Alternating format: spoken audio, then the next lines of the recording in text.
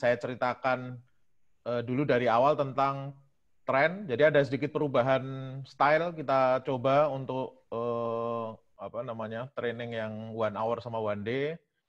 Kita coba dengan lebih tajam ke profesi sekarang. Makanya profesinya saya ceritakan dulu, profesi computing itu apa saja dan seterusnya saya ceritakan dulu. Gitu mungkin. Oke, saya share screen dulu.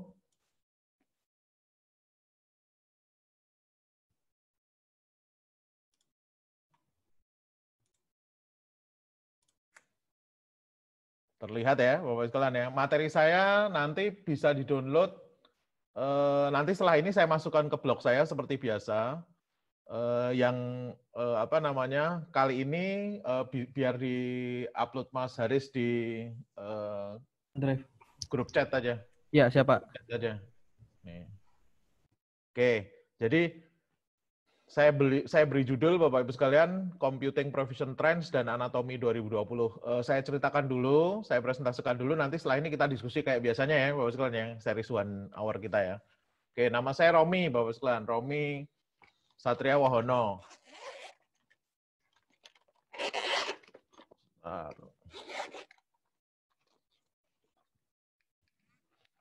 Nah, oke, nanti kalau mau kontak saya bisa lewat handphone saya 0811-822-8331. Feel free kapanpun nanti kalau pengen WA atau Telegram.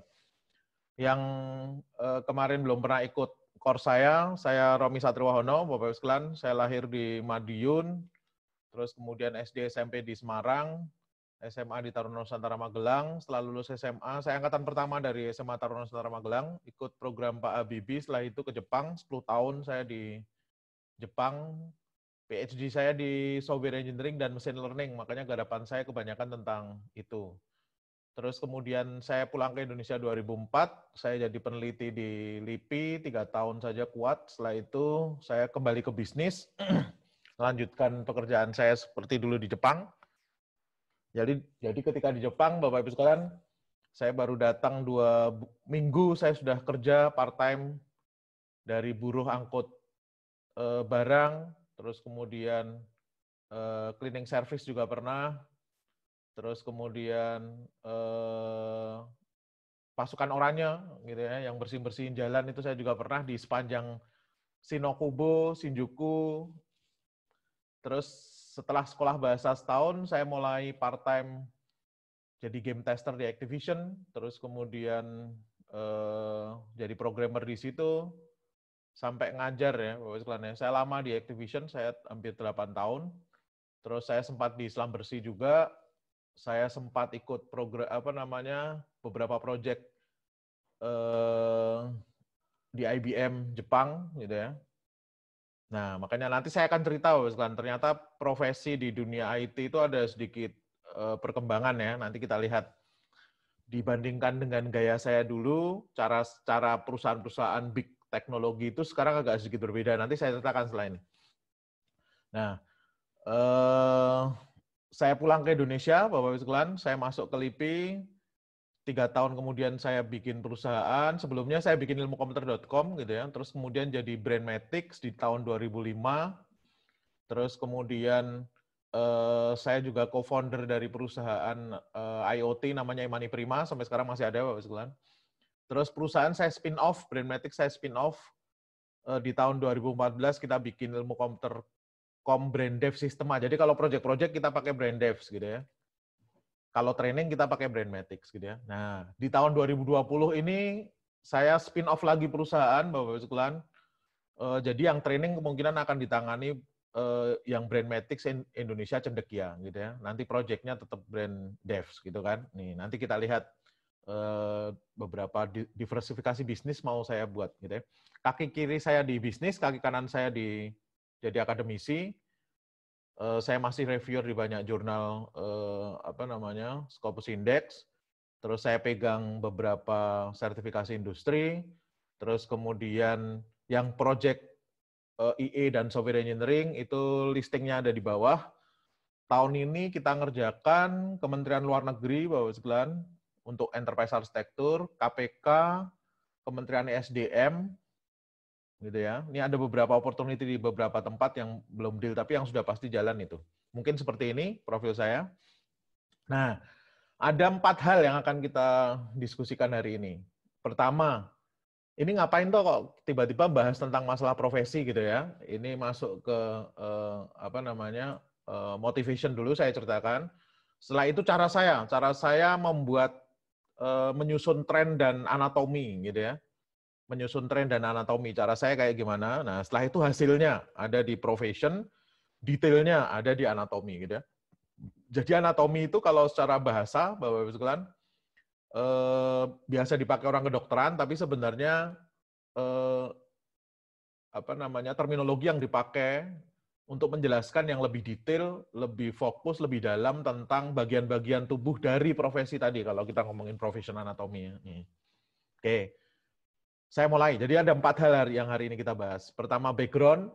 Kenapa kok kita tiba-tiba perlu bahas masalah profesi? Yang kedua, cara saya nyusun profession sama anatomi. Terus kemudian hasilnya. Itu ada di 3 dan 4. Oke. Yang pertama, Bapak sekalian. Kenapa kok tiba-tiba kita ngomongin masalah profesi? Jadi pertama, dari akademik perspektif. Setelah ini dari bisnis perspektif, gitu ya, industri perspektif. Saya melihat sendiri ketika saya datang ke kampus, Bapak sekalian, saya diundang kampus itu rata-rata setahun, hampir 50 kampus. Saya ketemu dengan mahasiswa, dan mahasiswa ketika ditanya, pengen jadi apa? Nggak bisa jawab, gitu ya. Nggak bisa jawab.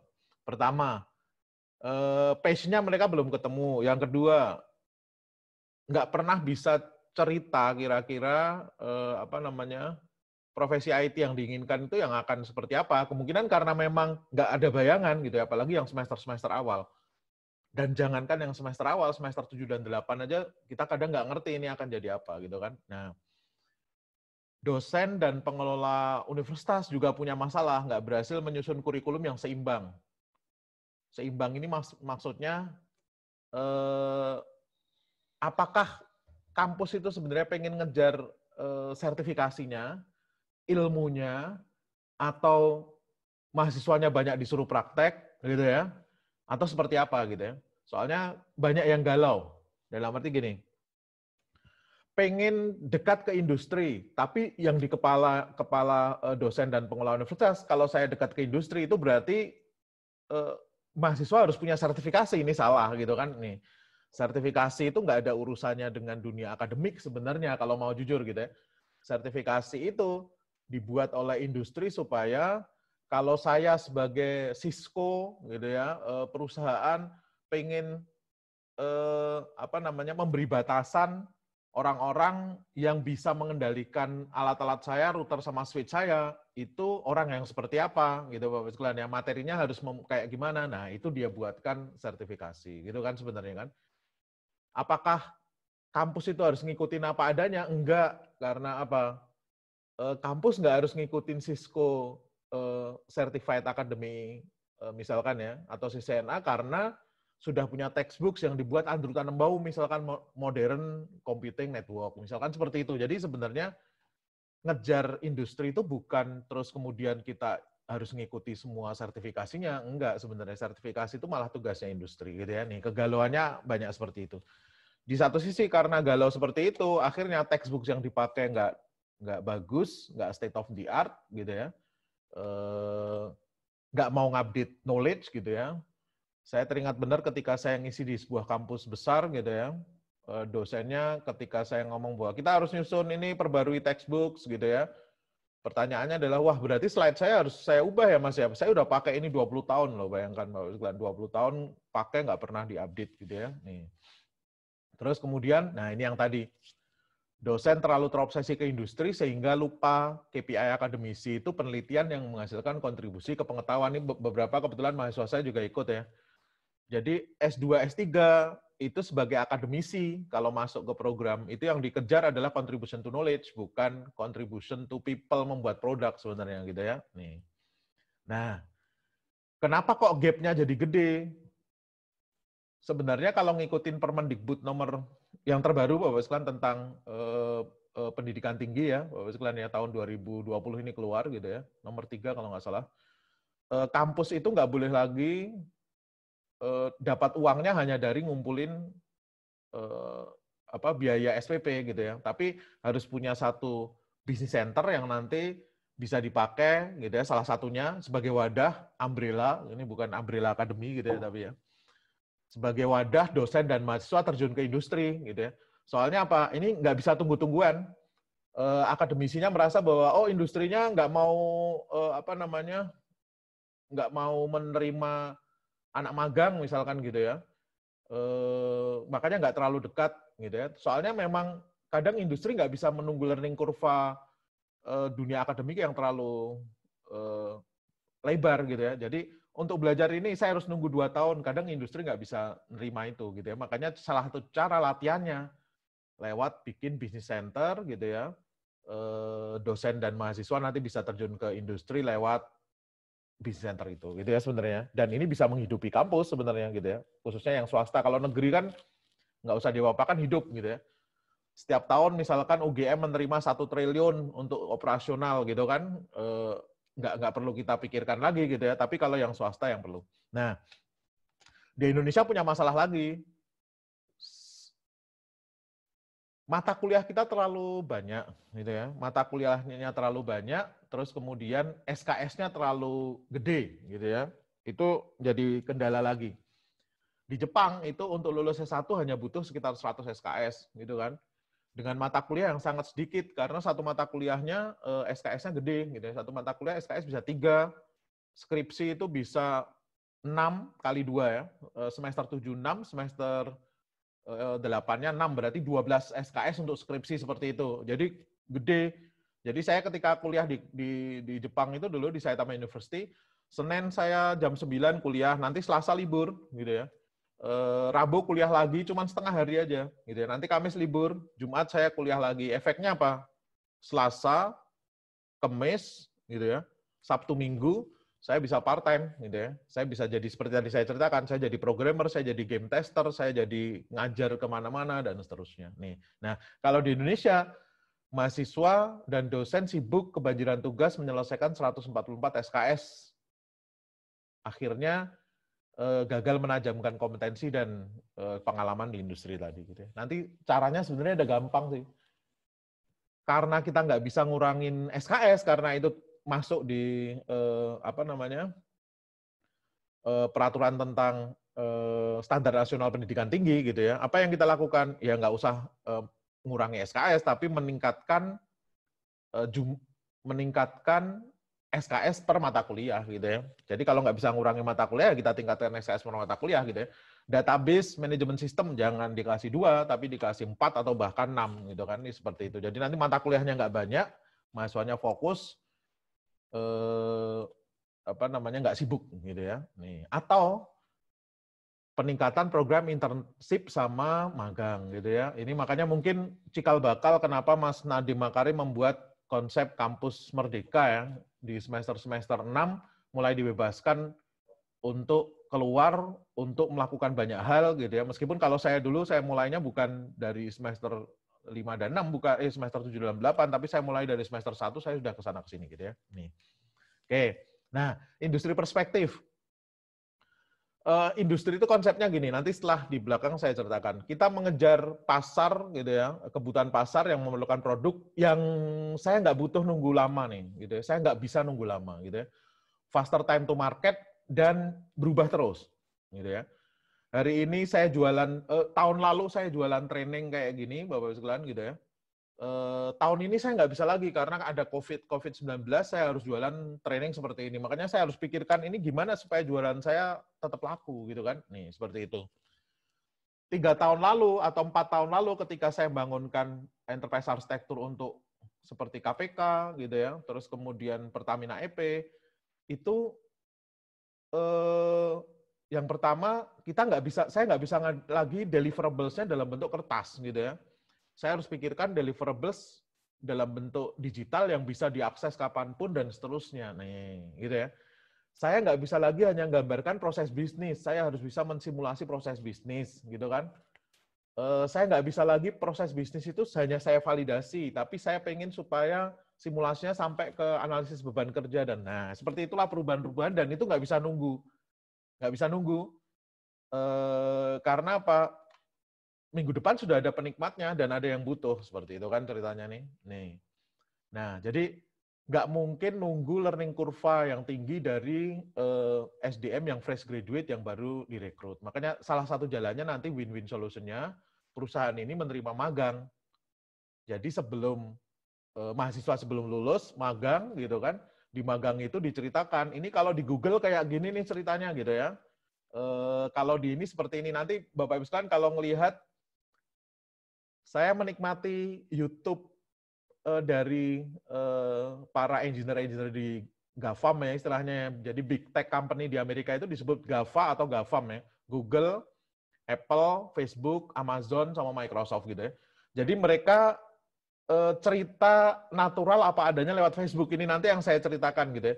Data scientist-nya Facebook itu cerita, cara saya kerja kayak gimana gitu ya. Dengan bahasa yang gampang.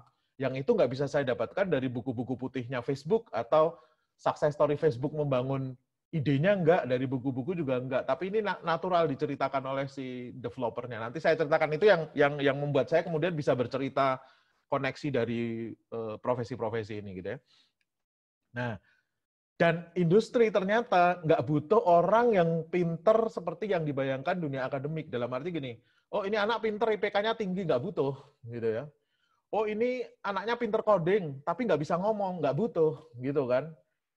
Industri butuh SDM yang seimbang antara pengetahuan konsep kognitif, dia bisa cepat kerjanya psikomotorik, tapi punya sikap yang bagus gitu ya. Nggak 6 bulan setelah kerja menyerap banyak knowledge, kemudian dia keluar, nggak bisa lagi kayak gitu kan, udah kita didik dan seterusnya. Nah, harus berhadapan dengan klien, nggak bisa ngerekrut orang yang nggak bisa ngomong, simpelnya gitu ya, nggak bisa menjual, nggak agile, nggak punya sikap kejujuran dan seterusnya nih. Makanya industri itu di luar dugaan, Bapak-Ibu sekalian, kita nyangkanya bahwa oh industri hanya butuh orang yang bisa coding. Enggak, orang yang bisa coding tapi orangnya harus bisa ngomong karena dia akan ketemu dengan klien misalkan gitu ya. Nih.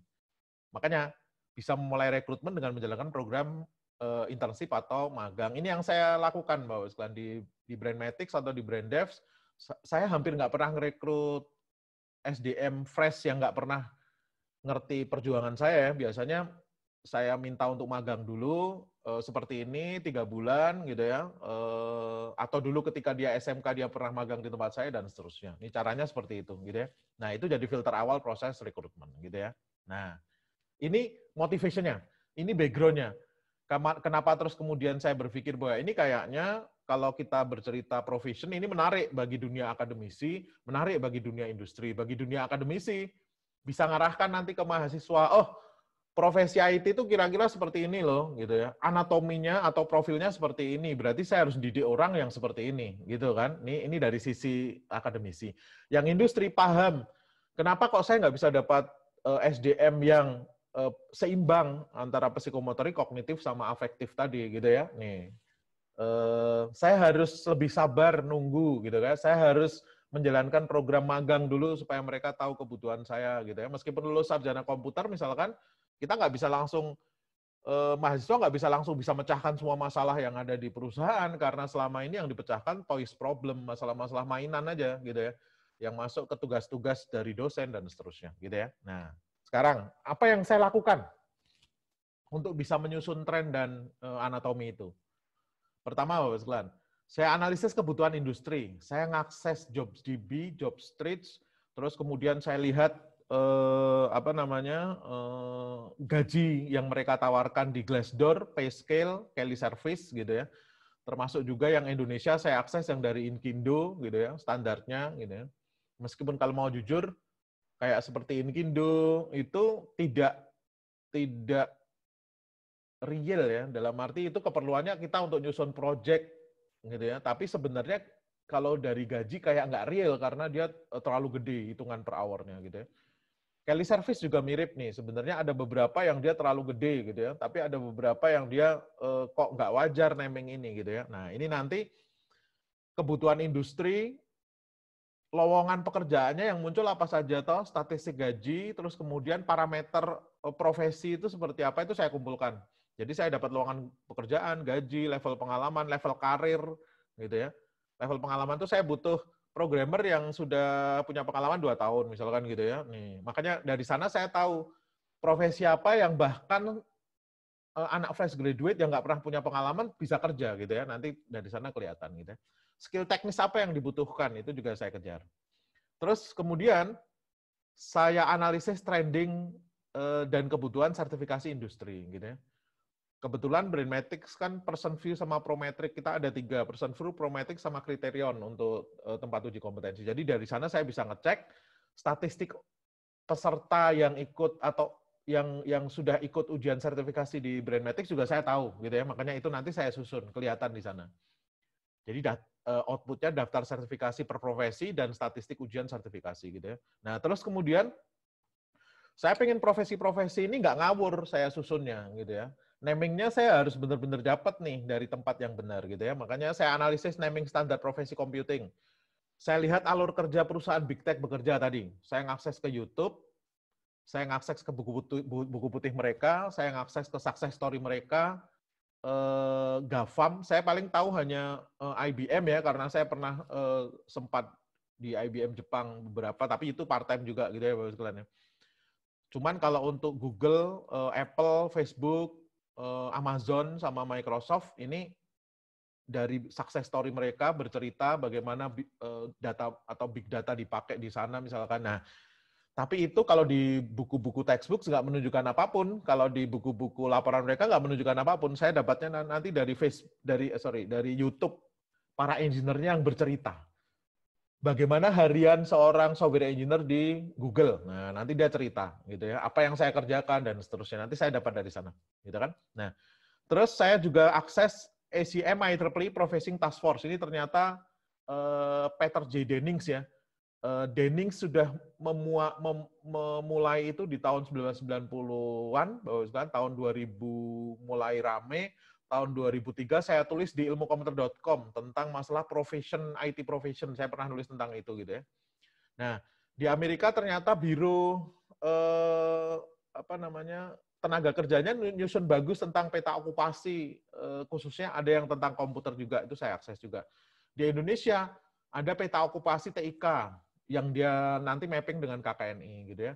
Terus kemudian kita nyusun juga punya computing kurikula. Nah, ini nanti jadi kandidat profesi sama klaster bidang profesi computing nanti saya susun gitu ya. Terus saya nyusun analisis kurikulum dan mata kuliah. Kebetulan saya diminta beberapa kali untuk mereview dan membantu penyusunan kurikulum di beberapa kampus. Itu saya pakai nanti. Secara umum aja kira-kira mata kuliah yang ditawarkan kampus itu apa saja toh gitu ya, nanti dari sana. Terus kemudian saya analisis aktivitas kuantitas training di lembaga training, karena saya hanya bisa mengaksesnya Brainmetrics, saya mengakses Brainmetrics gitu ya. Pelaksanaannya saya akses per course-nya dan per profesi. Terus kemudian saya mulai petakan. Jadi dari profesi tadi, saya hubungkan dengan gaji, level pengalaman, saya hubungkan dengan kapabilitas, saya hubungkan dengan course apa yang sebaiknya diikuti, saya hubungkan dengan sertifikasi. Nah, jadilah yang saya sajikan ke Bapak Ibu sekalian hari ini gitu ya. Nih. Terus, nah ini yang peta okupasi nih Bapak Ibu sekalian. Ini rame dibahas gitu ya. Kominfo yang nerbitkan kan ini Bapak Ibu sekalian sebenarnya. Cuman ada sedikit permasalahan di sana. Ini kebetulan sahabat saya kayak seperti Mas Made Wiriana segala macam bantu nyusun ini ya. Ada sedikit masalah ini hasil konfirmasi dari dunia akademik, bisnis sama government gitu ya, makanya ABG. Efek dari bergabungnya 3 aspek ini, jadinya ada beberapa profesi yang lebay gitu ya, profesi yang dibuat-buat karena berusaha nyusun hierarki, padahal nggak semua profesi ada hierarkinya kan gitu ya. Contoh, programmer memulai karir, harapannya nanti ketika dia menduduki level top yang di KKNI itu paling atas, itu harusnya jabatannya cuma satu, apa itu? Chief Information Officer pasti. Atau kalau di satu sisi Chief Data Officer atau Knowledge Officer. Selain itu kayaknya enggak gitu ya. Nih. Makanya ada beberapa yang kemudian kayak mengada-ada gitu ya. Ini kalau saya amati dari peta okupasi kita ya, kalau kita sedikit kritisi, ada beberapa yang mengada-ada.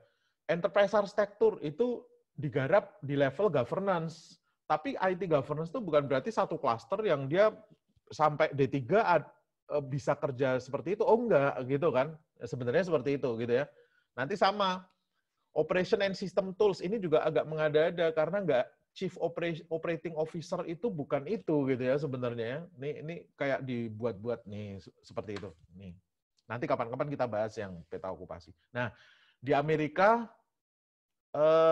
ada US Bureau Labor Statistics, dia nulis tentang peta okupasi juga khususnya yang tentang TIK, saya lihat itu lebih sederhana gitu ya. Lebih sederhana dan natural ngikutin bisnis gitu kan. Apa adanya dia gitu ya. Jadi dia ngomong komputer network, komputer programmer, sistem analis, lo ngurusi database gitu ya, apa adanya nih, apa adanya. Yang berhubungan dengan software development life cycle, software engineer, apa adanya gitu ya. Nanti kalau kita ngakses lebih dalam, standar salary-nya juga keluar gitu kan. Nih, jadi saya ngakses ke apa namanya? Occupational Outlook Handbook itu ada di sana. Seorang software developer itu kira-kira nanti gajinya akan berapa, degree-nya apa gitu ya. Ini seperti itu nanti nongol di sini semuanya. Nih. Jadi apa yang bisa dia lakukan, bagaimana caranya supaya jadi software developer, bayarannya kira-kira berapa gitu ya, statistiknya seperti apa, ini keluar semua bagus gitu ya. Ini misalkan gaji kira-kira tergantung levelingnya, tergantung dia kerja di mana loh seperti itu. Ini jadi mirip kayak Kelly Service ya. Kelly Service itu membuat laporan programmer itu perusahaan yang bergerak di bidang logistik agak beda menggaji dengan perusahaan yang di bidang oil and gas gitu kan misalkan nanti kan. Nah, ini yang peta okupasi yang di Amerika. Nah, Peter J. Dennings itu membuat computing profession juga. Yang paling baru terbit di tahun 2018 di Communication of the ACM gitu ya. Nanti di sana dia cerita, dunia computing itu ada yang computing core, ada yang computing intensif gitu ya, infrastructure. Nanti levelingnya dia buat. Ini juga beberapa saya ambil untuk namingnya nanti Bapak Ibu sekalian gitu ya. Nah terus kemudian ternyata Peter J. Dennings juga ngambil yang dari biro apa namanya tenaga kerja tadi ternyata di Amerika gitu ya untuk masalah gaji dan seterusnya gitu ya. Jadi sinkron dia. Nih. Nah, yang kita buat Brainmatics membuat computing kurikula juga Bapak sekalian. Ini dulu saya susun bertahap ya. Jadi ketika pertama saya nyusun training itu sebaiknya kayak gimana toh kita susun training di Brainmatics itu sebaiknya saya susun orang ngejar pengen sertifikasi atau pengen ngejar knowledge. Makanya saya buat secara konten gitu ya. Itu akademi sama certification. Yang kayak sekarang kita lakukan, sistem analisis and design, misalkan, itu akademi.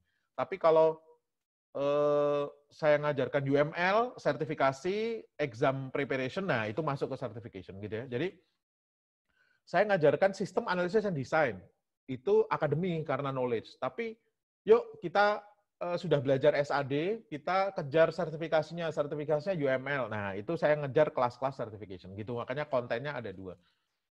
Terus kemudian yang schedule ngikutinlah private, reguler, in-house dan seterusnya. Ini oke, nggak ada masalah. Nah, terus kemudian karir apa yang kita kejar nih? Apakah dia operator gitu ya, masuk di bawah application operation gitu ya? Apakah dia ngurusi networking sama administration? Apakah ngurusi security sama compliance? Apakah ngurusi data management gitu ya? Database management itu yang benar-benar database engineer-nya atau yang jadi data scientist masuk ke data science gitu ya? Apakah dia ngurusi software development mulai dari programming gitu ya? Software development life cycle-nya kayak gimana, testingnya harusnya seperti apa, masuk ke software engineering, aplikasinya sudah jadi semua, saya pengen tata dia, enterprise architecture gitu ya, terus kemudian govern-nya gitu ya, project management sama misalkan kayak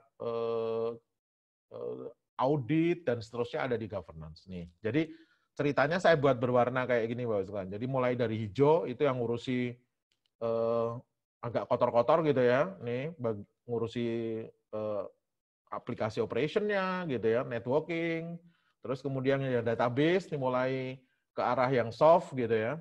Programming, codingnya gitu ya. Terus kemudian enterprise architecture setelah tahu coding, software dibuat, EE gitu ya, dan seterusnya. Nah, itu kemudian saya susun dari karir path ini, Bapak sekalian, saya susun lebih detail lagi. Course-nya apa nih, misalkan programming. Saya didik programmer, programmernya apa? Apakah web atau mobile programming? Nah, makanya ada web programming, mobile programming. Web programming itu apa aja yang kira-kira ada di sana gitu ya. Nih, ada mobile, ada lagi desktop programming di bagian bawah gitu kan. Nah, terus kemudian software engineering-nya sendiri. Jadi programming ini salah satu bagian aja dari software engineering. Software engineering itu nggak hanya ngurusi programming, tapi ngurusi requirement engineering, requirement gathering, terus kemudian mikirkan quality-nya kayak gimana, ngitung effort, ngitung dan seterusnya, ngetes gitu ya, maintenance, dan seterusnya. Ini makanya software engineering, apakah mau jadi sistem analis, software quality, atau Scrum gitu ya, yang sekarang lagi rame kan Agile ini. Nah, ini seperti ini saya susun. Ini juga saya jadikan referensi nanti yang sudah kita susun gitu ya. Nah, ini contoh Bapak sekalian yang saya bantu desain untuk program studi ilmu komputer FMIPA di ULM ya Bapak sekalian ya di Banjarmasin. Jadi proses ini saya lakukan lama ini karena apa? Saya pengen tahu dulu kira-kira yang dididik itu apa. Oh, kita pengen didik developer sama data scientist karena trendingnya ke sana. Makanya itu saya buatkan nanti konsentrasi dua, software engineering sama data science, gitu ya Bapak sekalian ya. Nah, ini nah, untuk mencapai orang bisa develop software sama jadi data scientist itu jalannya kayak gimana? Itu mulai saya bikinkan kelompok bidang ilmu namanya. Oh, nanti dosen-dosen terbagi menjadi KBI pemrograman, itu yang bantu untuk buat silabus mata kuliah pemrograman dasar, lanjut, berbasis objek, algoritma struktur data, web, gitu ya, web lanjut, dan seterusnya, itu masuk ke KBI programming nanti, gitu ya. Programming web di sana, KBI software project management, nanti ada manajemen proyek, analisis desain, software engineering, itu saya masukkan ke sana. Terus kemudian, nah ini mata kuliah per semester ini nanti di sini, gitu ya. Mulai dari pengantar ilmu komputer, gitu ya. Pengantar teknologi informasi itu saya buang karena prodinya namanya ilmu komputer. Mending pakai buku-buku introduction to computer science langsung ya, to the point ya. Nanti di sini ada jaringan komputer yang ke arah data science itu ada statistik, terus kemudian analisis numerik, komputasi cerdas gitu kan, pengenalan pola, soft computing dan seterusnya gitu ya. Data mining, text mining, image processing. Nah, ini nanti arahnya ke peminatan data science gitu ya. Jadi nanti ujungnya peminatan. Nah, di bawah supaya bisa mendukung kampus merdekanya Mas Nadiem gitu ya. Mulai magang gitu ya. Kalau perlu mulai dari semester 6 juga nggak ada masalah dan seterusnya. Nah, seperti inilah kira-kira. Nah, saya susun Bapak sekalian dari beberapa sumber tadi mulai saya susun. Oh, ternyata parameter dari profession itu satu, bidangnya, dua, nama profesinya, gitu ya. Bidang itu klaster dari profesinya, terus level pendidikan untuk bisa mencapai profesi itu. Terus kemudian apakah ini kira-kira sebaiknya kalau orang IT itu ada fresh graduate bisa, itu berarti pemula bisa. Nggak bisa fresh graduate, harus nunggu 5 tahun tengah gitu ya. Oh, dia harus agak senior. Oh, dia posisinya di top CIO dan seterusnya, itu career level. Saya buat pemula, tengah, senior, sama top. Ini saya ngikuti gaya JobsDB nih, Bapak sekalian, ketika nawarkan pekerjaan gitu ya. Terus kemudian kira-kira begitu saya ikuti job openings itu, yang dibutuhkan yang berapa tahun pengalaman gitu ya. Nanti dari sini kita tahu mana yang bisa kita tawarkan untuk fresh graduate yang benar-benar sama sekali nggak punya pengalaman kerja gitu ya. Kalau pengalamannya 1 sampai 3 itu berarti sebenarnya levelnya dia tanpa pengalaman bisa gitu ya. Gaji, kira-kira gajinya berapa, dalam rupiah per bulan sudah saya ubah ya. Terus kemudian tadi saya cerita bahwa saya lihat dari JobsDB, Jobstreet dan seterusnya, itu nanti saya akses yang Indonesia gitu ya, supaya bahwa ini kebutuhan di Indonesia bukan di Amerika gitu ya. Terus job openingnya berapa? Saya ambil dalam 1 bulan terakhir. Kira-kira per bulan itu naik turunnya berapa gitu ya? Ini seperti itu. Terus aktivitas training, skill apa yang harus dimiliki oleh profession yang ada di atas. Skill apa itu masuk tools, framework, platform apa gitu ya. Terus sertifikasi apa yang sebaiknya diambil. Terus dari course mata kuliah tadi ini, kira-kira sebaiknya dia menguasai yang mana. Ini saya buat nilai capability nanti ada 1-4 untuk setiap course atau setiap knowledge gitu ya. Nih, ini ceritanya seperti itu Bapak Sekalian metodologinya. Nah, sekarang mulai nih hasilnya. Hasilnya saya presentasikan ya. Pertama Bapak Sekalian, saya tadi cerita saya ngikuti beberapa software engineer, data scientist, terus kemudian DevOps engineer, terus kemudian project manager di GAFAM company tadi ya. Ternyata Bapak sekalian orang bangun software itu atau bangun IT solution itu kebanyakan ceritanya kayak gini nih gitu ya. Ini saya mulai dari bagaimana IT solution dibangun gitu ya. Jadi bagaimana computing solution itu bekerja gitu ya. Pertama, ada sebuah perusahaan yang menjual CD. Ini saya berikan contohnya supaya nyambung dengan materi SAD yang nanti saya akan ceritakan atau yang dulu udah pernah saya ceritakan ya Bapak sekalian. Perusahaan seperti Distara, jualan musik lewat gerai-gerai di mall. Udah nggak bisa laku lagi karena apa? Mall pada tutup, sewanya terlalu besar gitu ya Bapak sekalian ya. Nggak mungkin lagi gitu ya. Jadi nggak mungkin saya jualan CD musik lagi karena nggak laku. Yang pertama, biaya operasionalnya terlalu besar, bayar SDM sama sewa ruangannya terlalu gede, nggak balance dengan pendapatan yang saya dapatkan gitu ya. Nah, terus kemudian dia mulai bergerak gitu Bapak sekalian ya. Kayaknya saya bisa jualan deh. Dia diskusi, ini yang disebut product owner Bapak sekalian, si orang yang curhat ini gitu ya. Bisa business owner, bisa product owner, whatever apapun namanya nanti gitu ya. Bisa customer, bisa user gitu ya. Dia datang ke bisnis analis, orang yang tugasnya menganalisis ini bisnis ini layak nggak kita bikin gitu ya. Nih, bisnis analis kemudian ngelihat bahwa oh ini kayaknya solusinya salah satunya kita jualan lewat internet aja deh gitu ya. Nah, buat produk aplikasi langganan musik dijual kan nggak mungkin gitu ya. Kita modelnya langganan kayak Netflix dan seterusnya kan langganan ya. Nah, bisnis analis ini kemudian ngobrol dengan sistem analis. Loh, ini orang IT sudah mulai. Bisnis analis bukan orang IT sebenarnya. Background-nya dia bukan IT. Karena ini bisnis musik, kemungkinan Bapak Ibu sekalian, ini bisnis analisnya orang yang dekat dengan bisnis musik ini. Dia tahu petanya dan seterusnya. Dia datang kemudian ke sistem analis. Nah, ini ceritanya seperti ini. Sistem analis kemudian membuat visibility analysis bareng si product owner-nya, terus kemudian dia cek apakah ini layak atau enggak. Kadang-kadang melibatkan project manager, tapi kalau project manajernya gede, nanti dia posisinya di atas, agak beda gitu ya, Bapak sekalian ya. Nah, si sistem analis ini kemudian, yuk kita bikin nih layak nih, gitu ya. Hasil visibility analysis butuh waktu sekian layak, gitu ya. Nah, kemudian dia dibantu software engineer untuk memikirkan, kita akan pakai apa, gitu ya. Metodologinya. Satu, apakah kita pakai waterfall aja? Oh enggak, ini soalnya perubahannya terlalu signifikan dan usernya masih belum tahu apa yang akan kita buat. Oke, kita mainkan agile. Loh, gitu Bapak sekalian nanti. Nih ya. Terus nanti ngetesnya kayak gimana, gitu ya. Jadi yang menentukan siklus, yang menentukan metodologi yang akan kita pakai software engineer. Gitu kan sebenarnya. Sekali lagi, ini konsepnya profesi-profesi ini saya kumpulkan dari JobsDB juga, Bapak sekalian. Tapi sebenarnya kalau perusahaannya kecil nanti nggak kayak gini, lebih sederhana. Sistem analis sekaligus software engineer juga bisa, gitu ya. Nih. Nah, setelah itu Bapak sekalian, oh kita butuh agile nih.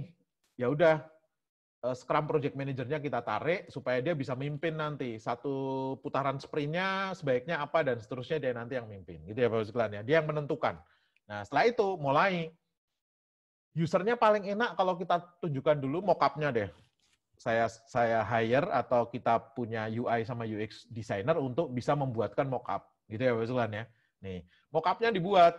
Setuju udah, oh ini bagus nih, gitu ya. UI UX designer yang mikirkan semuanya berhubungan dengan user interface. Dan ini kalau Bapak sekalian, oh UI UX itu nggak pernah diajarkan di kampus, diajarkan mata kuliahnya HCI, Human Computer Interaction itu sebenarnya ngajarkan masalah ini gitu ya, cuman banyak yang kelewat kita. Nah, terus setelah itu Bapak sekalian, oke, database-nya mulai didesain. Nih, database engineer-nya gitu ya, mulai datang, desainkan gitu ya Bapak sekalian ya. Sistem spek-nya dibuat oleh si sistem analis tadi gitu ya. Di dalam sistem spek itu ada mock-up, terus kemudian juga ada data modelnya sudah dibuat oleh database engineer. Nah, terus kemudian coding. Gitu ya, sekalian ya, mulai coding.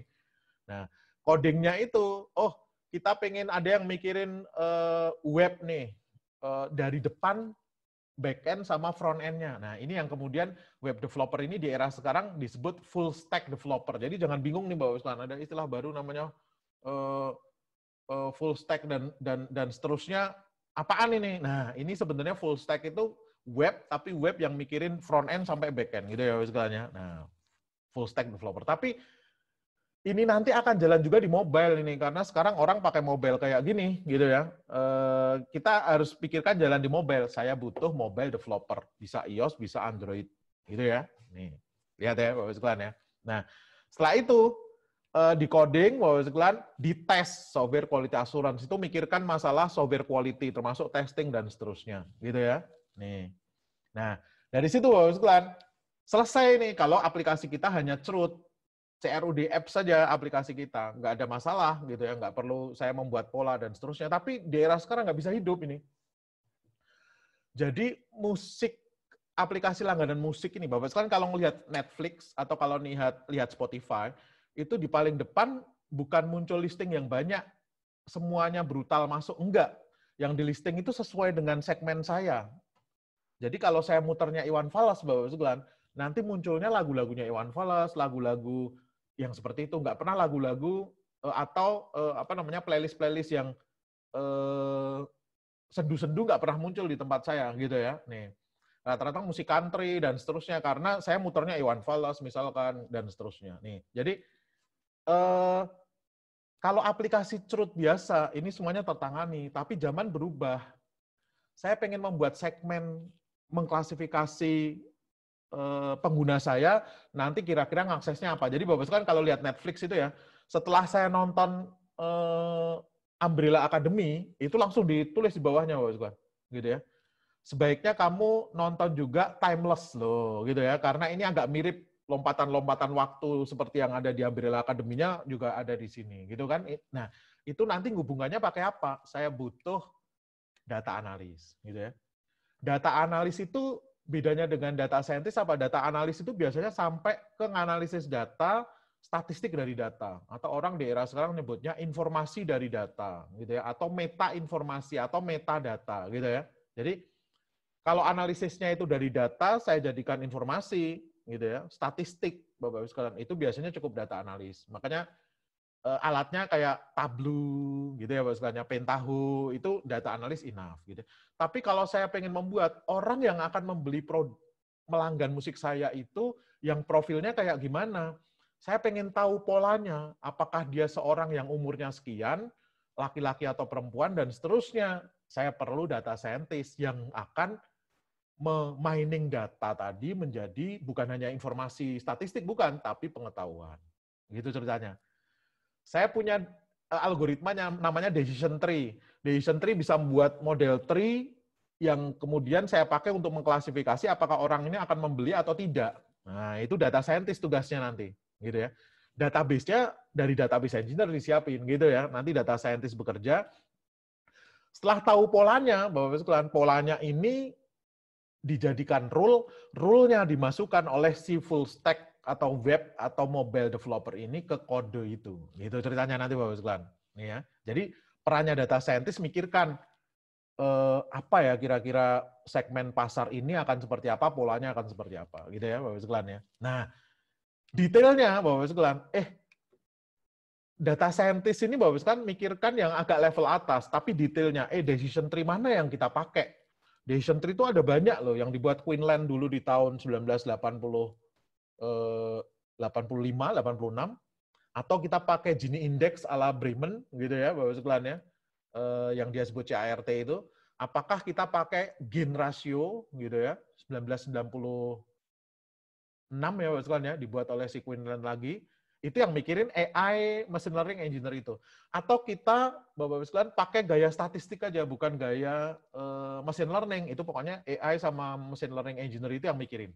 Gitu ya. Oke, kita sebaiknya pakai Quinlan karena datasetnya seperti ini. Lebih tepat kita pakai yang gain ratio saja yang dibuat Quinlan tahun 1996. Itu Bapak sekalian. Cuman Bapak sekalian, begitu saya terapkan, si developer sama mobile developer ini diterapkan, kok ini nggak akurat ya, gitu ya. Jadi pelanggan yang sudah dengerin musik ini, kok dia agak meleset ini di sini. Karena apa ternyata Bapak sekalian? Datanya banyak yang noise. Nah, si AI ML engineer ini sudah mengeluarkan energinya banyak, kok masih belum dapat ya, gitu Bapak sekalian. Apa yang dikerjakan kemudian Bapak sekalian? Inilah butuh peneliti, gitu ya. Peneliti data mining atau peneliti machine learning kemudian memperbaiki Bapak sekalian. Dia baca jurnal, loh, Quinlan itu kuno banget. Yang sekarang itu sudah ada yang dibuat oleh Abelan, Mantas yang disebut dengan Cradle Decision Tree. Dan si researcher ini, peneliti ini kemudian kalau perlu mikirkan algoritma decision tree yang agak baru gitu ya, yang bisa nangani noisy. Jadi cara-cara Quinlan itu nggak bisa nangani noisy loh, tapi kalau cara-caranya Abelan itu bisa, tapi datamu agak beda ini dengan yang dimaksudkan Abelan sama Mantas gitu ya. Kalau kita baca papernya yang 2018, bahwa Abelan udah mulai nulis adaptatif Cradle C4.5 sampai kayak gitu ya. Nah, si peneliti ini kemudian mengimprove algoritma yang decision tree tadi, Bapak sekalian, supaya bisa dapat mensegmen pelanggan dengan lebih akurat. Jadi kalau AI ML engineer itu arahnya dia membenchmark, mengkomparasi algoritma itu gitu ya, terus kemudian menyajikan ke data scientist, sebaiknya Anda pakai ini loh. Tapi dia nggak ada urusan improve yang atas peneliti gitu kan. Nah, nanti Bapak sekalian, sudah jadi penelitinya ini sudah mengimprove, dia serahkan ke mobile developer atau pokoknya yang bawah ini, klaster bawah ini Bapak sekalian, jadilah produk yang tadi dibuat gitu ya. Nanti kalau dia penelitinya itu peneliti kampus, dia publish hasil dari penelitiannya tadi, improvement yang dia lakukan dalam bentuk paper, gitu, yang dia publish ke jurnal. Tapi kalau ini penelitinya peneliti perusahaan saya, apa yang saya lakukan, Bapak sekalian, saya ngurus patennya, saya ngurus IPR-nya. IPR itu Bapak sekalian, intellectual property right atau hak kekayaan intelektual itu bisa bentuknya alur prosesnya, algoritmanya ini saya patenkan, gitu ya Bapak sekalian ya.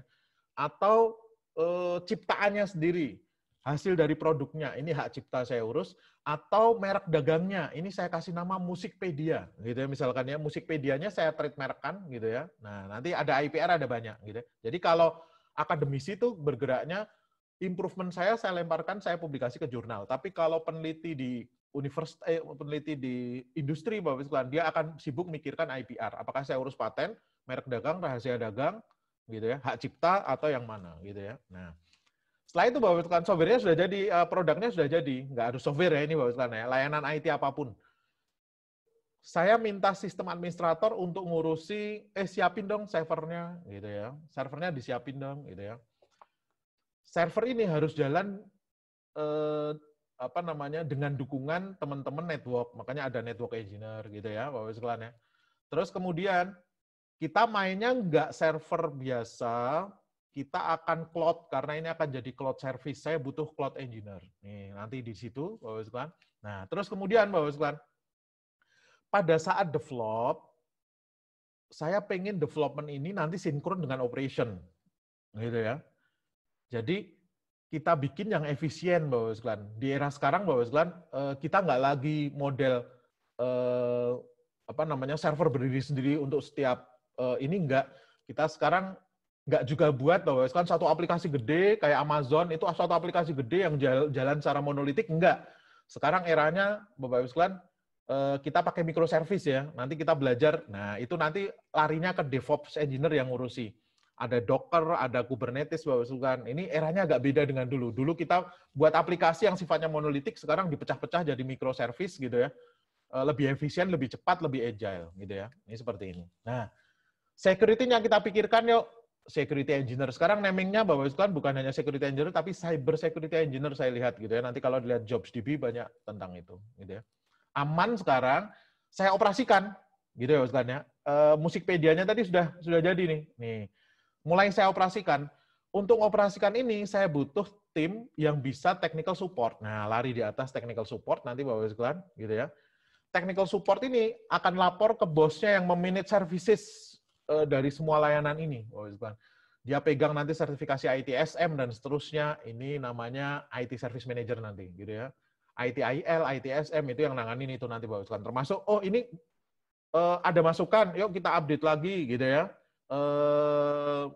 Perbaikan berkelanjutan itu gaya-gayanya ITSM, gitu ya Bapak sekalian ya. Nah, nanti di sini. Nanti Bapak sekalian, semua proyek yang saya lakukan ini saya buatkan project management office di perusahaan saya. Saya siapkan project manager yang membangun portfolio dari semua hasil aplikasi yang saya bangun. Project manager kalau kecil bisa masuk ke yang bawah tadi, bantu sistem analis juga bisa ya. Nah, ada di atas ini. Terus kemudian Bapak sekalian, supaya aman, nggak ada abuse of power Bapak sekalian, gitu ya. Yuk kita audit segala proses kita ini, IT auditor. Apakah pembelian kita itu sudah efisien dan seterusnya. IT auditor kerja nih Bapak sekalian. Nah, seluruh layanan yang saya buat dari bangun aplikasi, data, gitu ya, saya harus pikirkan arsitektur organisasi ini supaya sinkron bahwa bisnis yang saya bangun itu sesuai dengan visi misi organisasi, gitu ya. Produk saya ini sesuai dengan segmen pasar yang saya kejar di visi misi organisasi. Jadi visi organisasi, bisnis proses, data, aplikasi, teknologinya satu, gitu ya.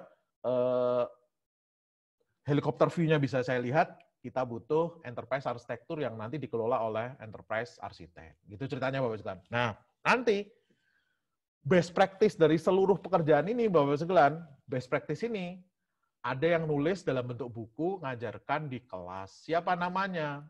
Dosen. Gitu ya Bapak sekalian ya. Dosen ini akan bercerita Bapak sekalian, ini loh cerita tentang dunia solution development di dunia IT itu kayak gini. Yuk kita belajar pelan-pelan gitu ya. Dosen ini kemudian Bapak sekalian memulai karir, ngajar satu mata kuliah, jadi kaprodi, dia mikirkan kurikulum supaya bisa tercapai semuanya ini berarti saya harus kejar ini. Supaya mahasiswa saya nanti bisa jadi data scientist, harus belajar statistik, harus belajar machine learning, harus belajar matematika logik gitu ya Bapak sekalian, harus belajar logika pemrograman misalkan nih. Juga harus bisa coding, algoritma struktur data. Nih, seperti ini Bapak sekalian. Nanti diajarkan oleh si dosen, dikumpulkan dalam bentuk mata kuliah, gitu ya Bapak sekalian ya. Diajarkan di kampus, dosennya nyusun textbooks gitu ya. Yang nanti bisa dipakai dosen lain untuk ngajar. Nah, ini nanti Bapak sekalian, kalau yang saya lakukan, ini saya jadikan klaster. Yang bawah ini saya klaster bidangnya namanya software engineering, gitu ya. Terus kemudian data science klasternya, terus kemudian infrastructure dan security yang paling kanan, terus kemudian yang atas itu service operation gitu ya, terus kemudian yang atas computing research gitu ya, terus kemudian yang di samping kiri atas itu namanya IT governance. Nah, jadi Bapak sekalian, keping-keping profesi tadi itu saya sinkronkan dari naming-naming yang saya dapat di JobsDB, di berbagai tempat tadi, gitu ya Bapak sekalian ya. Nah, nanti Bapak sekalian, itu yang saya kemudian buat peta yang namanya Computing Profession Trends itu, gitu ya. Apakah ada profesi lain yang muncul? Ada, tapi saya kalibrasi nanti Bapak sekalian, gitu ya. Ada istilah, misalkan Bapak sekalian, Android programmer, itu saya masukkan ke mobile programmer, gitu. Nanti saya kalibrasi, gitu ya. Ada yang ngomong, technical bukan support gitu ya, tapi technical computing gitu ya, teknisi komputer. Oh ternyata pekerjaannya itu technical support. Nah itu saya masukkan ke technical support. Gitu sebenarnya nih. Jadi saya susun service operation tadi, infrastructure security, bawah itu software engineering, data science, IT governance, sama computing research. Jadi 6 cluster ini dengan tren masing-masing professionnya yang saya coba susun. Itu ya Bapak sekalian ya. Nah sekarang kita masuk ke statistiknya Bapak sekalian. Dari yang saya kumpulkan dari JobsDB, JobStreet gitu ya, lowongan yang masuk itu ternyata Bapak sekalian lihat ini berdasarkan education level ya. Education level itu apakah diploma D1, D2, D3, D4 atau harus S1, S2 atau S3. Lihat ini Bapak sekalian. technical support itu diploma boleh, tapi sekarang sudah ada yang minta request ke S1 gitu ya Bapak sekalian ya. Lihat nih Bapak sekalian. Jadi ada yang sudah minta request ke S1 karena apa? Dianggapnya yang diploma nggak punya kemampuan analytical concept gitu ya, yang bisa jawab dengan lebih solutif ke beberapa pertanyaan-pertanyaan gitu ya. Service Manager, DevOps Engineer itu S1. Nggak ada yang menuntut S2 gitu ya Bapak sekalian ya. Dan nggak ada, hampir nggak ada yang lowongan yang dia untuk diploma, D3, D4, D1, D2 enggak gitu ya. Network Engineer, Sistem Administrator, Cloud Engineer itu ada yang diploma, ada yang S1, nggak butuh S2. Nih lihat Bapak. Developer itu rata-rata menuntut S1. Kemungkinan karena kita pengen supaya logiknya masuk, bisa mecahkan masalah, ngerti algoritma dengan baik. Gitu ya Bapak sekalian ya. Nih. Jadi full stack, mobile, UI UX gitu ya, itu nuntutnya S1 gitu ya. Software quality assurance itu bisa dimulai dari software tester yang itu SMK atau D3 nggak ada masalah. Beberapa muncul S1 gitu ya. Nih, yang sistem analis S1, analytical thinking. Software engineer karena dia levelnya agak atas, ada yang nuntut S2. Loh, lihat tuh sekalian, yang kuning S2 ya, yang merah S1, yang kuning S2, hijau S3. Terus kemudian database engineer itu boleh diploma. Ada beberapa yang diploma, tapi ada yang nuntut S1. Tapi kalau untuk AI ML engineer hampir nggak ada yang buka lowongannya untuk di bawah S1, nggak ada. Data scientist itu bahkan banyak banget yang nuntut S2 sama S3. Gitu ya. Khusus untuk data scientist gitu ya, S2 S3. Business analyst S1 gitu ya, Bapak sekalian ya. Nih. Terus kemudian project manager itu S1 S2. IT audit S1 S2. Enterprise architect S2 S3 gitu. Jadi Bapak sekalian akan paham kenapa kok saya pengen lanjut S3 itu paham ya Bapak sekalian ya. Karena kita ngejar yang hijau itu gitu. Kenapa kok saya ngejar S2? Karena ngejar yang kuning itu. Ada beberapa education level yang kalau profesi itu ngejar itu. Lecturer sama researcher S3. Nih Bapak sekalian. Jadi kalau posisinya kayak Mas Yopi harus lanjut S3 gitu ya, karena posisinya sebagai dosen gitu ya. Yang dosen-dosen ngejarnya S3. Riset-riset ngejarnya S3. Data scientist Bapak sekalian kayak di Google, GAFAM tadi, itu sebenarnya dia nggak lihat lagi S1, S2, S3, tapi dia ngelihat skill. Karena di Amerika itu Bapak sekalian banyak orang yang belajar otodidak gitu ya. Cuman mereka ngelihat bahwa karena orang sekolah, kuliah, Bapak sekalian pernah buat skripsi, tesis, dan disertasi, lebih sistematis menyelesaikan masalah gitu ya. Makanya ada yang ngaku kayak saya lupa satu orang yang lulusan S1, Bapak sekalian dia ngomong, saya data scientist dari Google, dikritik oleh salah satu komentar ya, dia juga di Google gitu ya. Actually you are not data scientist, you are data analyst gitu ya. Jadi bukan data scientist nih, tapi data analis gitu juga ada. Nih, education level. Nah, berikutnya, career level. Jadi kalau lihat di sini tadi, Bapak sekalian, petanya itu technical support itu masih bisa pemula. Loh, ini kalau career level ya. Kalau tadi kan pendidikan ya, ini career level. Tapi IT service manager itu levelnya tengah. Nih, Bapak sekalian. Nggak bisa fresh graduate langsung jadi IT service manager, nggak mungkin. Gitu ya. Dia biasanya lewat karirnya bawah dulu. Fresh graduate langsung jadi cloud engineer, nggak ada gitu ya. Nih, karena bukan di level pemula gitu ya, cara bacanya nanti seperti itu. Nih. Lecturer gitu ya. Orang yang masuk ke kampus Bapak sekalian jadi pengajar yang baik itu biasanya dia ngelewati nggak bisa fresh graduate, S1 nggak bisa, paling nggak butuh S2 seperti tadi ya. Berarti levelnya dia bukan pemula, tapi dia levelnya tengah. Atau jadi pengajar part-time dulu kemana-mana. Loh, sudah ada pengalaman itu namanya berarti dia masuknya ke tengah sebenarnya gitu ya. Makanya kalau lihat lecturer, researcher dia mulai tengah, senior sama top. Khusus untuk peneliti dia nggak perlu sampai top ya.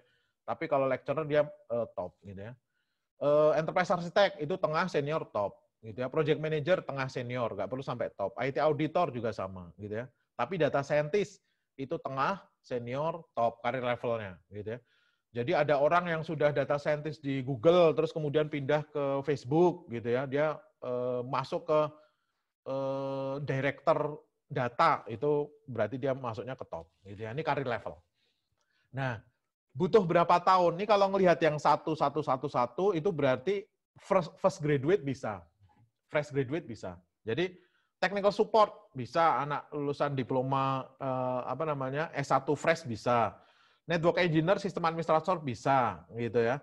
Cloud engineer tadi ada beberapa ini, tapi ada persyaratannya 1 tahun, it's okay berarti gitu ya. Ini persyaratan mula ya, Bapak sekalian ya. Ini saya buat persyaratan mula, bukan persyaratan ujung terakhir. Jadi technical support itu 1 sampai 2 itu berarti dia 1 saya tulis gitu ya. 2-nya nggak saya tulis gitu.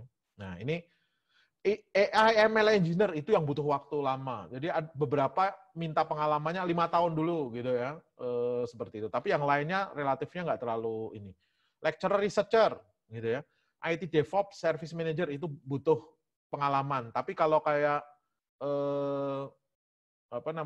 programmer. Jadi kita bisa kalau kita ngelola kampus, kan kita didik orang untuk jadi UI sama UX designer bisa, mobile developer juga bisa.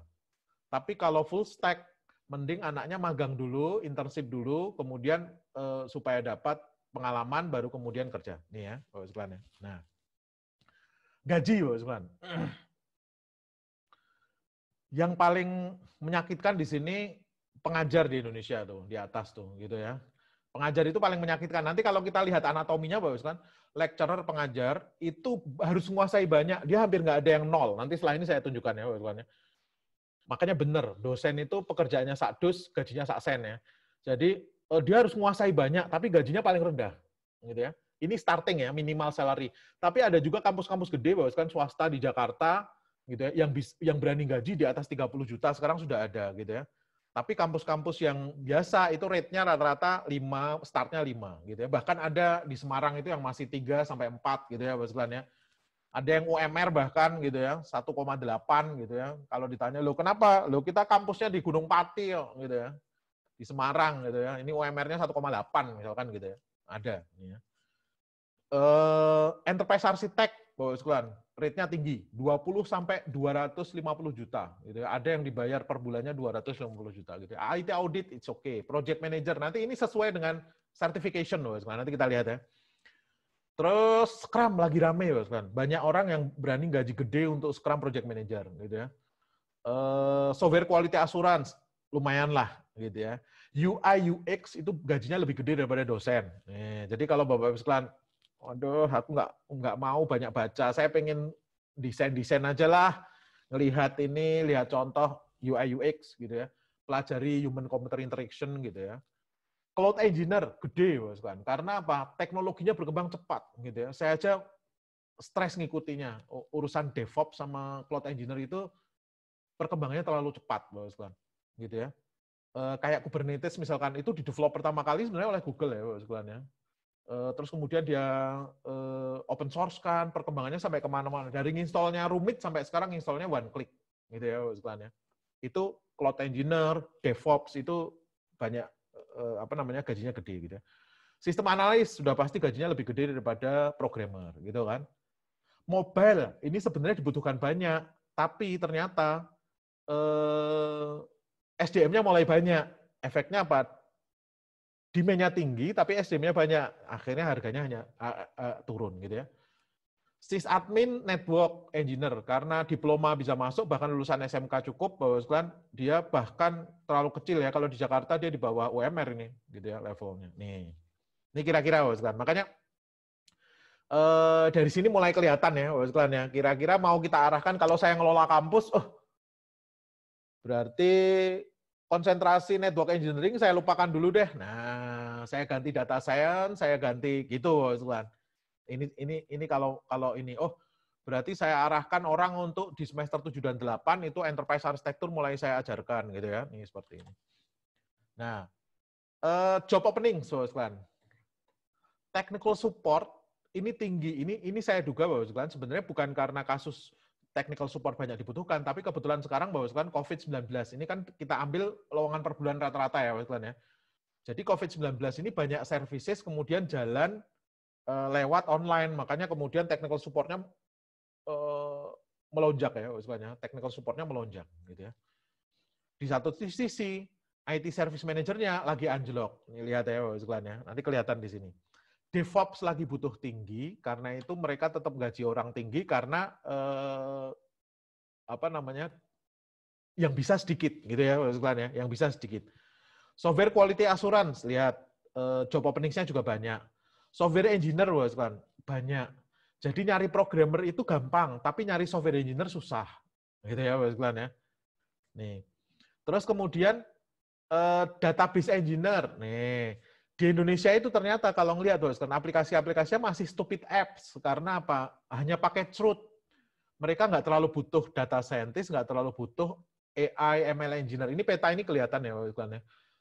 Tapi hanya butuh data analis yang dia sampai ke level statistik dari data, tapi bukan pola atau knowledge dari data, gitu kan? Nih.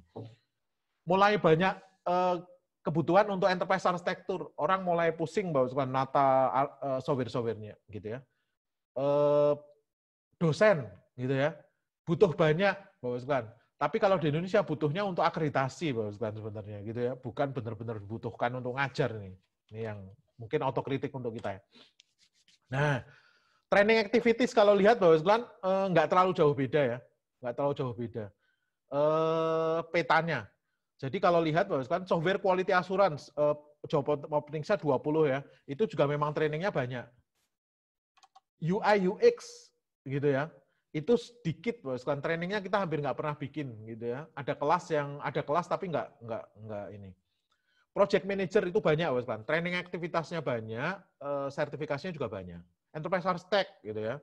Riset metodologi mulai ramai di atas gitu ya. Data scientist banyak banget. Ini lihat tren di Indonesia berarti kebutuhan ngejar data scientist sama data analis bergerak dari data analis ke data scientist gitu ya. Ini seperti ini. Nah, course detailnya. Kalau ini kan course yang sudah saya masukkan kategori, yang ini ya. Course yang sudah saya masukkan kategori saya, profesi. Kalau course-nya sendiri yang paling tinggi sama, bukan. Sistem analisis dan desain itu mencapai 5. Data mining 4. Petanya mirip IT project management gitu ya. Enterprise architecture gitu ya. Terus mulai ke programming banyak. Terus kemudian service management kayak ITSM tadi, ITIL gitu ya. Programmer itu ada full stack testing gitu ya. Scrum lihat sistem administration masih ada, project management yang ala PMBOK juga masih ada. Dan 2018 sama 2019 enggak signifikan ada perubahan. Jadi kalau dilihat di sini bahwa tetap mainnya orang sekarang banyak belajar ke sistem analysis and design, project management, software engineering, data science gitu ya. Terus kemudian lari ke enterprise architecture, software quality, seperti itu masih sama.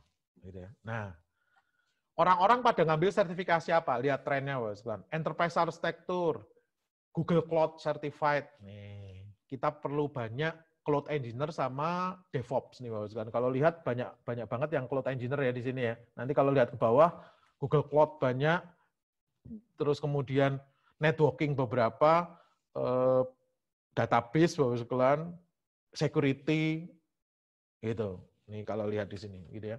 Nah, di globalknowledge.com, Bapak, ada yang bagus, Bapak, top paying certification itu gini, kalau saya punya sertifikasi itu yang saya digaji berapa kira-kira gitu ya. Kalau saya punya sertifikasi itu saya digaji berapa. Nah, ternyata Bapak Google Certified Professional Cloud Architect itu paling tinggi. Nah, nanti kita bisa lihat. Makanya kenapa kok pada ngambil ya Bapak tuh lihat di situ tuh. Pada ngambil yang Google Cloud itu karena memang dia paling tinggi. Terus kemudian AWS Bapak. Terus kemudian kayak project management tadi. Nih, jadi peta-petanya sama ini Bapak kalau lihat gitu ya. Terus kemudian mulai main cloud, DevOps, Bapak sekalian, nih service management gitu ya, sama networking yang pendukungnya, gitu kan, nih. Dan networking itu dulu Bapak sekalian penguasanya Cisco, sekarang enggak Bapak sekalian. Citrix masuk gitu ya, ini kalau kita lihat ya, Cisco hanya nyumbang satu yang CCNP gitu ya. Terus kemudian harus diaudit, ini sadar nomor 7 sisa tinggi Bapak sekalian. Nah, nanti kelihatan di sini.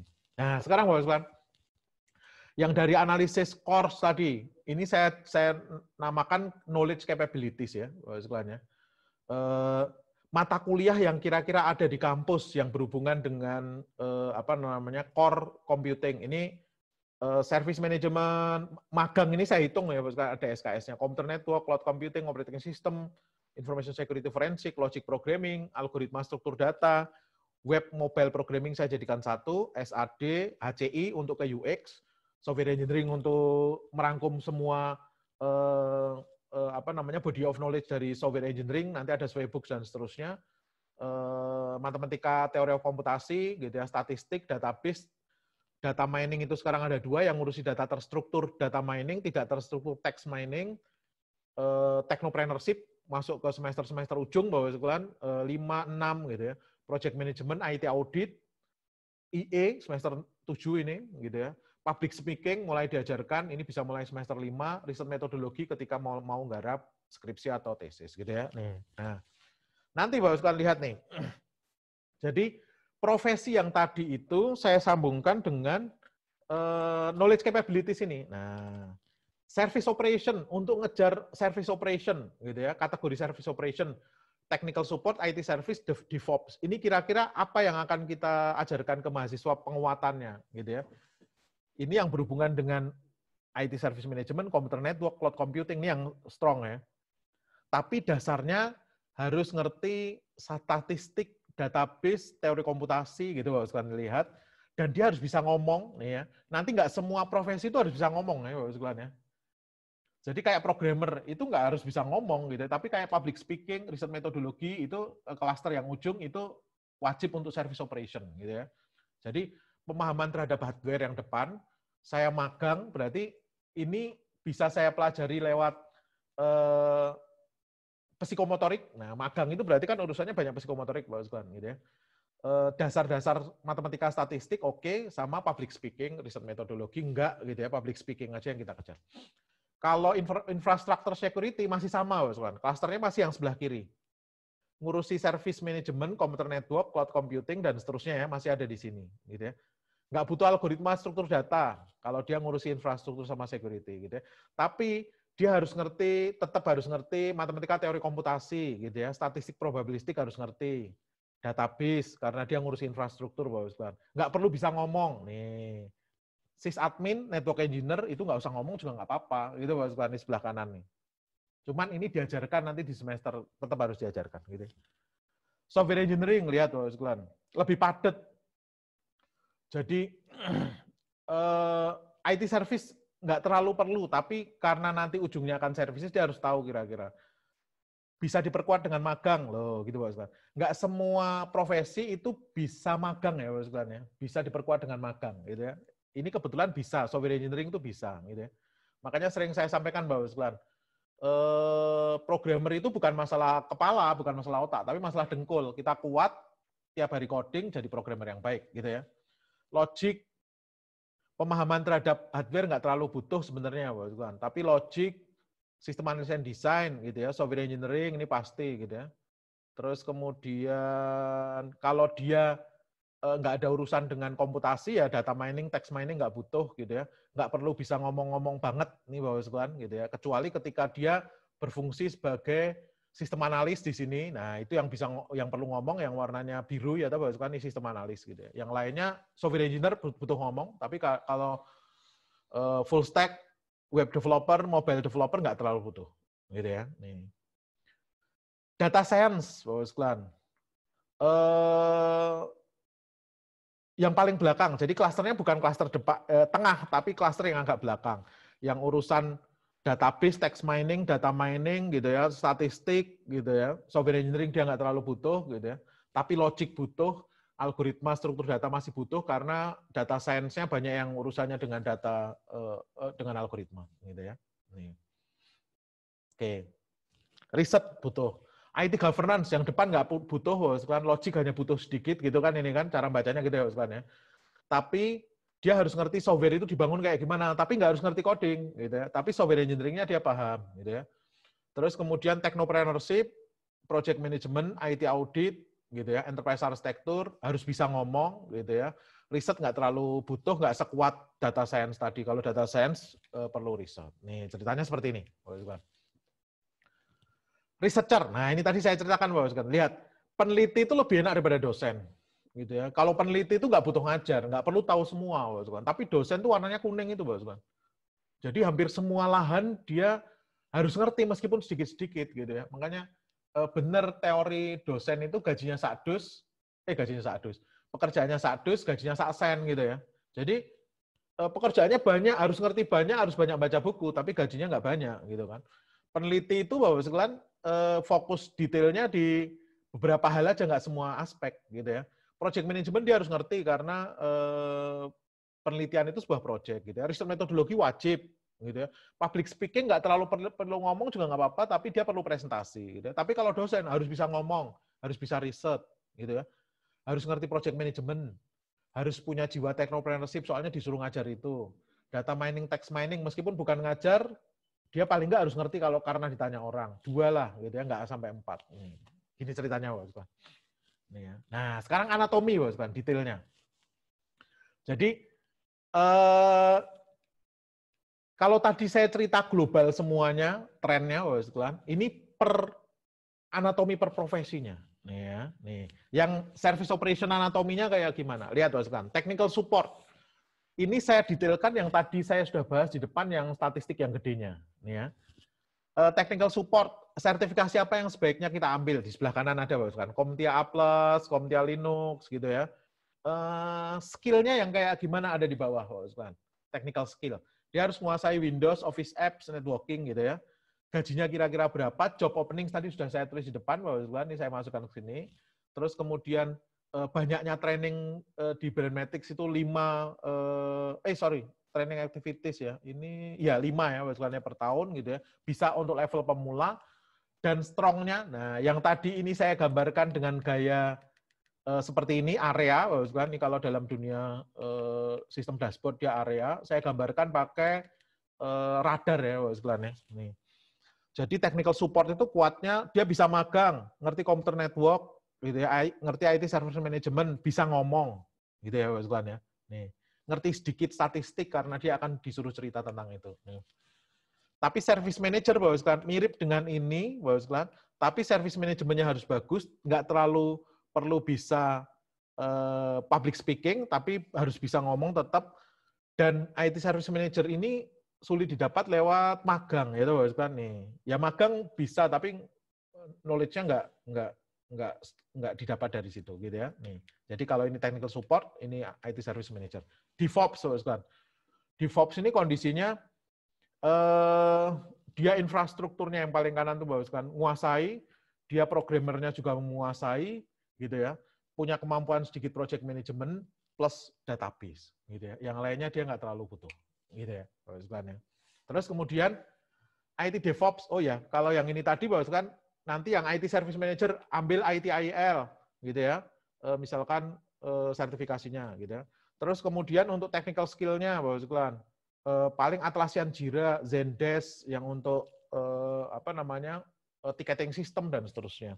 Nah, DevOps sekarang sertifikasinya banyak banget, Bapak. Ada Docker, Kubernetes juga ada, AWS juga banyak, Bapak. Nanti pengetahuan yang harus dikuasai ini di bagian bawah ini.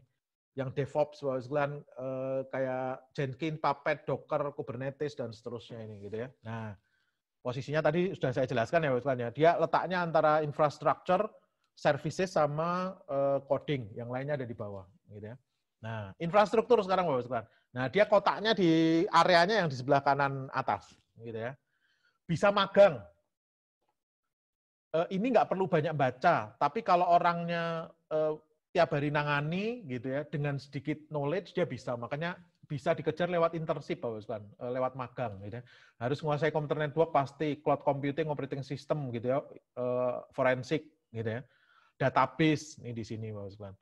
Nanti technical skill-nya di sini ada, terus kemudian sertifikasi yang mau dikejar di atas ada, gitu ya. Saya tuliskan di sini.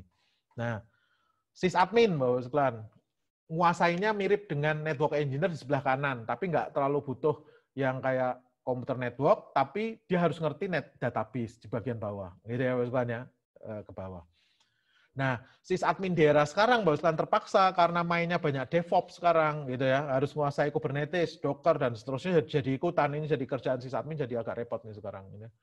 Terus kemudian yang sertifikasi ada di atas, bisa oleh pemula, Bapak Ibu sekalian, gajinya nggak terlalu gede, job openingsnya lumayan banyak. Gitu ya. Nih, jadi Bapak Ibu sekalian sebenarnya kalau kita ngelihat dari anatomi ini, kalau ada mahasiswa lulus, pas nyari kerjaan sekarang susah. Enggak loh, Bapak Ibu sekalian. Karena apa? Kerjaannya banyak. Gitu ya. Tapi kita nggak memenuhi level kualifikasi untuk mendapatkan pekerjaan itu, sebenarnya itu kan. Tapi pekerjaannya banyak, Bapak Ibu. Jadi 1 bulan itu hampir, yang Indonesia saja, Bapak Ibu sekalian, total itu ribuan. Ribuan dibuka lowongan pekerjaan. Gitu ya. Nah, cloud engineer, ini menguasai kanan sama database yang tarik ke kiri. Lihat ya, Bapak Ibu sekalian, ya, petanya kelihatan di sini ya. Loh, seperti ini. Nggak bisa pemula, dia levelnya mulai tengah, gajinya lumayan tinggi, Bapak sekalian, gitu ya. Nih. Terus kemudian cyber security, ini juga pemula bisa, tapi rekomendasinya tengah kebanyakan, gitu ya. Terus gajinya lumayan, 6 sampai 19, Bapak sekalian. Harus menguasai apa?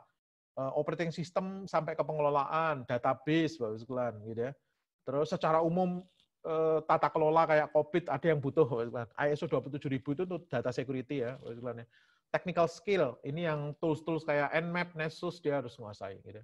Kalau ngambil sertifikasi CEH, gitu, kan security-nya CompTIA juga boleh. Sekali lagi, posisinya di sebelah kanan, atas, sama yang database yang tarik ke ujung. Nah, software engineering, grupnya. Kalau full stack, dia ke kanan bawah sedikit, sekarang ya. Logic, algorithm, web, mobile. Dia nggak terlalu butuh. Database perlu sedikit menguasai, nggak sampai 4 lah, bukan 3. Ini saya buat skalanya 1 sampai 4 ya, bukan ya. Jadi 4 maksimal, 0 nggak ada, 1 butuh tapi nggak ya asal tahu gitu ya. 2 mulai agak dalam, 3 dalam, 4 harus menguasai gitu. Nah, web developer full stack dia pemula bisa gitu ya. Lulusan S1, gajinya nggak terlalu gede, benar Bapak sekalian gitu ya. Job openingsnya lumayan banyak. Gitu kan. Kalau mau ngambil sertifikasi, apa yang sebaiknya diambil yang sebelah kanan atas itu. Terus kemudian mobile developer, persis sama dengan full stack. Gitu ya, persis sama. Kalau ngelihat ya, hanya lahannya beda. Kalau ini urusan mobile, kalau full stack, front sama backend. Gitu ya, di sana. Ini sebenarnya banyak juga yang nyebut mobile ini diganti full stack mobile developer juga ada ya, namanya. Cuman saya satukan jadi satu. Tadinya saya kasih nama web developer, kalau di Brandmatics kita web developer sama mobile aja.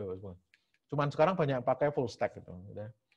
Nah, UI UX nih, saya nggak terlalu butuh logika karena pekerjaan saya otak kanan kebanyakan gitu ya, Bapak sekalian ya. Human computer interaction, trainingnya hampir nggak ada ini, Bapak sekalian. Orang belajarnya dari textbooks, dia belajar, magang, dia baca, harus bisa riset metodologi, karena nanti ketika dia buat itu, Bapak sekalian, dia melakukan riset itu sebenarnya. Apakah kalau saya kasih, saya lagi desain ini UI UX untuk perusahaan minuman, Bapak sekalian, gitu ya, minuman kaleng.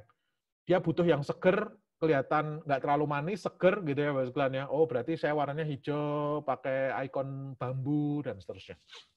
Biasanya pakai apa toolsnya? Sketch, Adobe XD, dan seterusnya. Wireframing, prototyping harus dia kuasai dengan baik. Sertifikasinya ada, kebanyakan Adobe yang ngeluarin. Gajinya lumayan, bahkan lebih tinggi daripada pemula mobile sama web developer. Gitu. SQA gajinya tinggi, gitu ya. Openingsnya banyak karena sekarang orang butuh software yang berkualitas, yang lolos testing, gitu ya. Nggak terlalu perlu ngerti public speaking, nggak usah ngomong nggak apa-apa, Bapak. Cuman dia ngerti gimana cara audit kontrol dari software yang dibangun, gitu ya. Dia ngerti tentang bagaimana software dibangun, meskipun nggak detail, tapi algoritma dia detail, tapi technical codingnya dia nggak perlu tahu detail. Tapi software engineering dia harus tahu, gitu ya. Software engineering dia 4, gitu ya. Human computer interaction dia nggak butuh, nanti dibantu UI UX-nya, gitu ya. Ini seperti ini. Nah, sistem analis, Bapak, urusannya di project management yang sebelah kiri, sama urusannya di programming tapi bukan technical. Software ini mirip dengan software engineering, tapi posisinya bantu bisnis analis untuk membahasakan ke product owner, gitu ya, sekalian ya. Nih. Butuh yang bisa ngomong, nih makanya kadang disebut sistem analis is a senior programmer, gitu ya. Jadi senior programmer jadikan sistem analis, gitu ya. Makanya karir levelnya bukan pemula, tapi level tengah. Jadi lulusan prodi sistem informasi, oh kamu jadi sistem analis, nggak langsung bisa, karena karir levelnya dia tengah, nggak bisa fresh graduate ini. Gitu ya. Apa yang harus dikuasai? UML dia harus mature, gitu ya. Nanti sertifikasinya bisa ambil dari OMG ada, BPMN, Business Process Modeling, bisa melakukan feasibility analysis, ngerti software effort estimation. Software engineering mirip dengan sistem analis, cuman dia lebih strong di pemahaman terhadap pengembangan software, gitu ya. Ngerti gimana melakukan riset yang benar, gitu ya. Ngerti enterprise architecture, gitu ya. Asal kata IE itu kan orang-orang software engineering sebenarnya, gitu ya. Nih. Scrum, Bapak sekalian, mirip software engineer tapi spesifik untuk yang agility, gitu ya. Tapi ini software engineering, software engineer sebenarnya, gitu ya. Nah, yang data science, Bapak sekalian, database engineer, nggak perlu ngerti logic programming, nggak perlu bisa ngomong, gitu ya. Yang penting database saya ngerti tentang data science sedikit kayak data mining, text mining, statistik probabilitas. Dan gitu ya. Nih. Terus kemudian AIML mirip dengan database engineer tapi dia lebih strong di data science-nya, gitu kan, algoritmanya. Dia harus ngerti riset metodologi. Loh, lihat Bos kan. Yang itu database engineer enggak, gitu ya. Dan data analis, statistiknya harus strong, Bapak sekalian. Nggak sampai ke data mining sama text mining, enggak. Tapi paling enggak statistiknya bagus, probabilitas dan statistiknya dia menguasai. Dia bisa jalankan Tableau, Pentaho, Bapak sekalian. Yang basisnya itu analisis statistik dari data, ya. Bukan membuat pola dari data. Ini sertifikasinya ada di sebelah kanan, Bapak sekalian, gitu ya. Toolsnya ada di sebelah kiri, gitu ya. Karena jadi ada sedikit kerancuan bahwa orang ternyata meng-hire data science, tapi ada juga job JB itu yang nulisnya data analis juga ada. Ini makanya saya kalibrasi. Jadi masih masuk Hadoop segala macam, sebenarnya data analis biasa dia nggak butuh ya. Baru kalau saya ngomongin data science, ya, gitu ya. Data science itu Bapak sekalian membuat pola mining dari data. Makanya harus ngerti data mining proses itu kayak gimana. Oh, ada Krips DM. Proses data mining ngerti, mesin learning, kalkulus linear, aljabar linear harus ngerti. Tools-nya pakai RapidMiner, KNIME, RStudio, Python nggak harus ngerti sampai coding gitu ya, ya. Logic, research method, terus kemudian yang urusan data mining, text mining dia harus ngerti. Gitu kalau data scientist. Gitu. Jadi polanya yang sebelah kiri, bukan yang urusan network dan seterusnya dia nggak harus ngerti. Gitu. Bahkan bangun software dia nggak ngerti juga nggak apa-apa. Gitu, pokoknya ini tuh nanti polanya seperti ini, silahkan dipakai. Gitu ya. Ngerti bisnis, technopreneurship. Gitu. Bisnis analis dia letaknya data scientist, mirip data scientist, tapi lemah di konseptual kayak data science. Gitu ya. Kalau bisnis analis dia sebelah kiri. Tapi harus ngerti matematika, statistik, probabilistik harus ngerti gitu ya, bisa ngomong gitu ya, seperti ini. Nah, IT governance hampir nggak ada yang from fresh graduate, semuanya tengah senior, top gitu ya, ya. Ambil sertifikasinya yang paling banyak diambil PMP, yang paling tinggi paying, top payingnya itu. Terus sebagai seorang project manager kalau ngurusi software dia harus ngerti software development life cycle, feasibility analysis, business analysis, gitu ya, sistem analisis. Kalau dia masuk ke Scrum, Agile, dia harus ngerti Scrum Framework. Itu tahu kan? IT audit. Jadi ini juga nggak bisa fresh, Bapak sekalian. Tengah sama senior, gitu ya. Ini lumayan gajinya gede, Bapak sekalian. Nggak butuh technical aspek orang komputer, tapi butuhnya project management, IT audit, gitu ya. Nggak terlalu bisa ngomong juga nggak apa-apa, gitu ya. Tapi ngerti bisnis, gitu ya. Nanti knowledge-nya ada di bawah, Bapak sekalian. Sertifikasinya ada di atas. Nah, Enterprise Architect, Bapak sekalian. Ini kalau data dari JobsDB, Glassdoor, Bapak sekalian, ini gaji yang paling tinggi, Bapak sekalian. Sekarang mulai trending dia, gitu ya. Jadi software engineering dia harus paham benar karena data aplikasi. Jadi AI itu ngurusi visi misi organisasi, bisnis arsitektur, data, aplikasi, sama teknologi.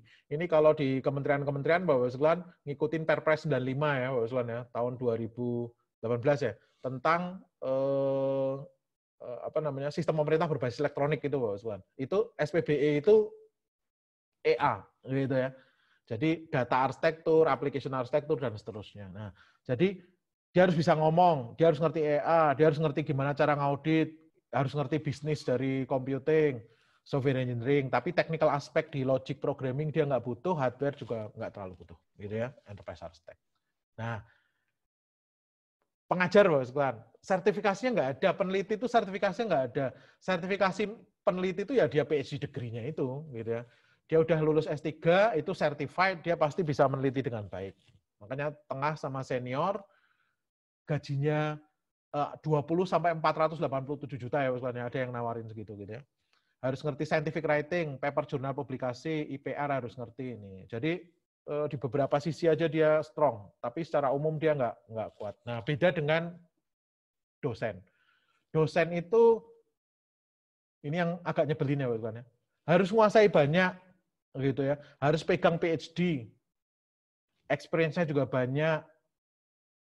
Job opening-nya banyak, tapi gajinya kecil gitu ya. Ini kalau mau jujur.